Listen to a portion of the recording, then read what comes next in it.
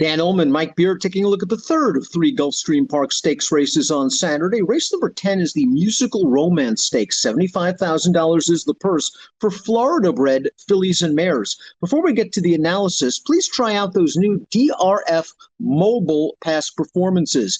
Experience the classic past performances from Daily Racing Form with true mobile interactive access anywhere, anytime on your device, exclusive lifetime buyer speed figure graphs and more. Learn more at drf.com/MPPS. Here's the field for the Musical Romance Stakes. Kind of an interesting group, Mike. You've got a good amount of speed in the 7 Ladies Island, the 1 Liza Starr, the 9 JP's Delight. You've got Bolera cutting back in distance off a little bit of a layoff, and you've got Wildwood's Beauty, who's just kept good company in her last few races. It's a really competitive event. Several can win. Yeah, I agree with that. I think this is a very interesting race. And, trips and pace probably going to have a lot to say in the outcome. I mean, Ladies Island, there is other speed in the race, Dan, but Ladies Island is really fast. And I do expect her to be on the lead early in this race. I agree with that assessment, as does Timeform US. As we throw up the pace projector, Ladies Island expected to make the lead over the number 1 Liza Starr and the number 4 260, but you'll note the red bar indicating that this pace will be fast, and it will be interesting to see if Ladies Island can stretch her speed the 7 furlongs. As for Liza Starr, the number 1, in her last 11 races or so, she's only run one bad one, and that was when she was caught up in a torrid pace battle in the Inside Information at a big price. Now, 2 starts back, I think she took advantage of a severely inside speed favoring track to win at Gulfstream. Last time out, she ran okay. Let's watch Liza Starr's most recent race. She's third. It's run over a thunderstorm or so. She tracked the pace inside. She came with a run on the outside. She's going to just tire in the stretch. She's in second right now, but she'll end up finishing third. She's a solid horse. She's going to be chasing a fast pace here. And I think the 7 is a little worrisome. Yeah, me too. I think the trip is going to be tough for her because she is going to have to chase. And I do really feel like 7 furlongs works against her in this race. And I know that she won at a mile back in December, but that wasn't a claiming race, a claiming crown race on a rated pace. Other than that, I really feel like she struggles beyond 6 furlongs, especially when the paces are fast.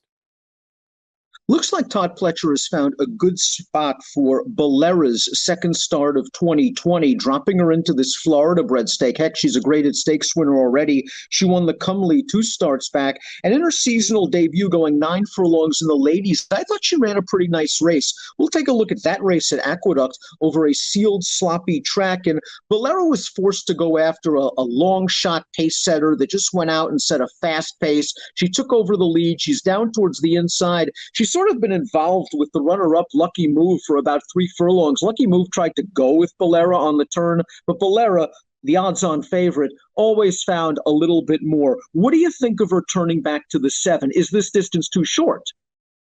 I think it's the big question for her in the race. Obviously, save the turn back alarm where she dropped the rider. She has not run a poor race. I don't think she's a superstar, but she's actually pretty good.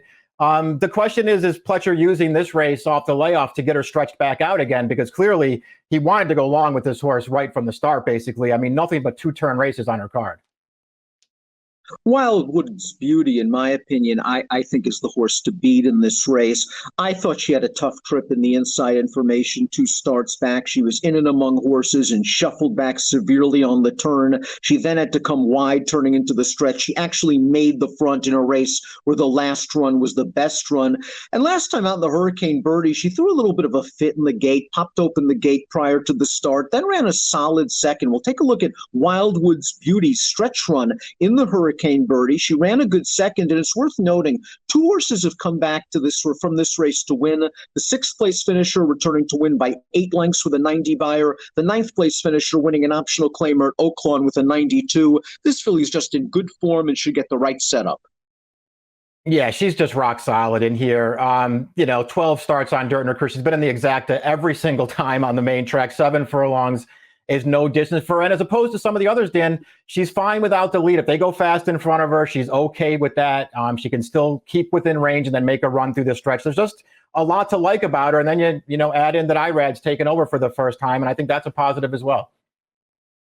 260 drops back in with Florida breds, but she's also stepping up to face older horses for the first time. I thought this 3-year-old took advantage again of an inside speed favoring track at Tampa Bay in the Gasparilla, going 7 furlongs. They tried to stretch her out to 2 turns in the Suncoast against Lucrezia, who came back to run second in the Grade 2 Gulfstream Oaks with an 84 buyer. I'll give 260 an excuse for that race. I don't really think she wants to go that far against that caliber of horse.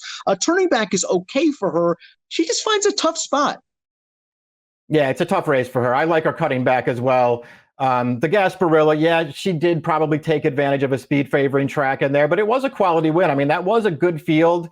And I actually felt like her Sandpiper before that was a really good effort, because that's a good horse that she made Lucrezia really work for that win. I feel like this horse has a lot of upside. I don't know if she could win this race, Dan. I think she's a horse to keep an eye on down the line, though.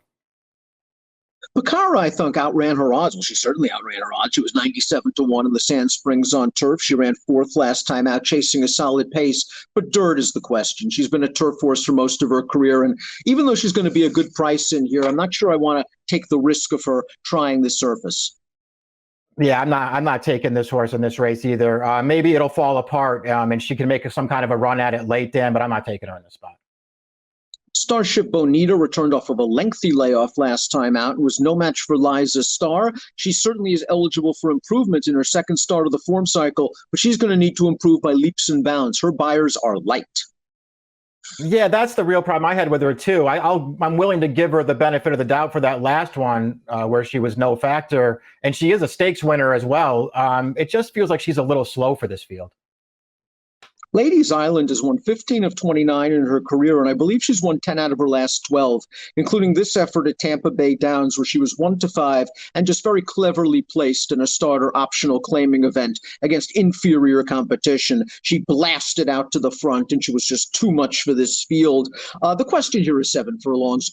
She's probably going to make the lead yet again. The one and only time she ran 7 furlongs, she was a well-beaten second by Stormy Embrace, who would certainly fit in this race. Ladies Island, fast, consistent, in good form, concerned about the distance. Yeah, me too. I mean, I think she is the horse to beat in here, though. Obviously, the 71 buyer you don't care about last time. You saw how easily she won that race. She actually looked good winning 2-back as well, Dan, because she stumbled badly at the start, but she was just too fast for them as well. She's on the lead here, and they're going to have their work cut out for them to catch her, but the 7 furlongs could be a problem. Oceans of Love paired up Buyer Tops to complete her 3-year-old campaign at Woodbine, including this gate-to-wire score going 2 turns over the Tapeta surface at Woodbine. Now, she was able to make a nice, easy lead in this race, and she will sprint on home under Patrick Husbands from Marcassi. Switching to dirt is a question mark. Turning back to 7, I'm not too worried about that. I think she can sit off of the pace and come with one run, but I'd like to see one off of the layoff before I get too excited. I felt the same way about her. I mean, she really is more bred for the alternative surfaces as well. She has a big pedigree for grass. All 3 of her wins, and I agree with you, Dan, that she doesn't maybe she can sit and make a run, but all 3 of her wins so far have come when she made the lead early, and she's not making the lead in here. That's certainly true with all the speeds in here. Formulator fact for Cassie, past 4 years, last out winners in 3-year-olds and up, last out winners, moving from synthetic to dirt, 31% winners, a $4.21 ROI. Completing the field is JP's Delight. This horse beat a nice one in Point of Honor 2 starts back.